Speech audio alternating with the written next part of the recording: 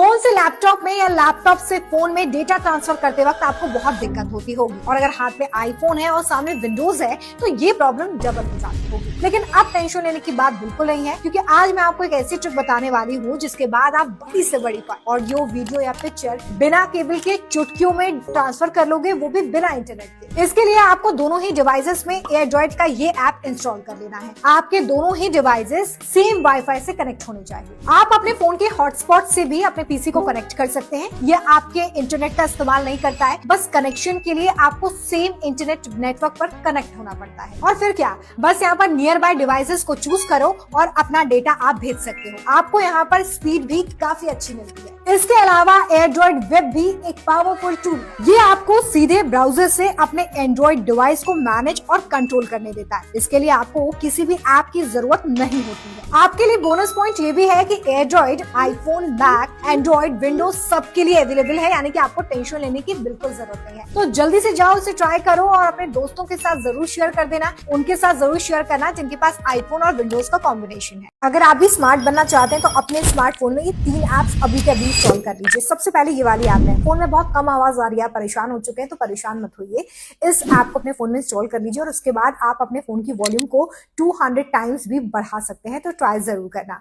दूसरा वाला ऐप भी आपके बहुत काम आने वाला है। अगर आपके फोन में बहुत सारी फालतू ऐप्स है ना, तो आप इस ऐप को अपने फोन में इंस्टॉल कर लो और उसके बाद आप इन ऐप्स को कंट्रोल कर सकते हो, यानी कि आप इसका डेटा अपने हिसाब से बंद और चालू कर सकते हो। इससे आपका डेटा भी बचेगा और डेटा लीक भी नहीं होगा, तो काफी काम का है। और अगर आपके साथ भी ये प्रॉब्लम होती है कि आपका फोन हर कोई चलाता है, तो ये ऐप आपके बहुत काम आने वाला है। इससे आपको ये पता चलेगा कि उन्होंने आपके फोन में कौन कौन सी ऐप खोली और कितनी देर उन ऐप्स का इस्तेमाल किया। तो जल्दी से जाओ, इसे ट्राई आउट जरूर करो। ऐसे बहुत सारे वीडियो, अगर आपकी उम्र भी 18 साल से ज्यादा हो गई है तो ये 4 काम फटाफट से कर लीजिए। सबसे पहले अपने वोटर आईडी कार्ड के लिए अप्लाई करिए, क्योंकि वोट तो आप देंगे ही। तो इस वेबसाइट पर जाकर बहुत आसानी से आप अपना वोटर आईडी कार्ड बनवा सकते हैं।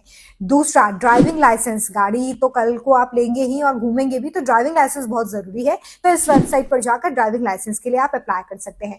तीसरा, बाहर घूमने भी तो जाना होगा आपको, तो पासपोर्ट चाहिए होगा। इस वेबसाइट पर जाइए और घर बैठे पासपोर्ट के लिए अप्लाई कर दीजिए। बहुत आसानी से हो जाएगा ये आपका काम।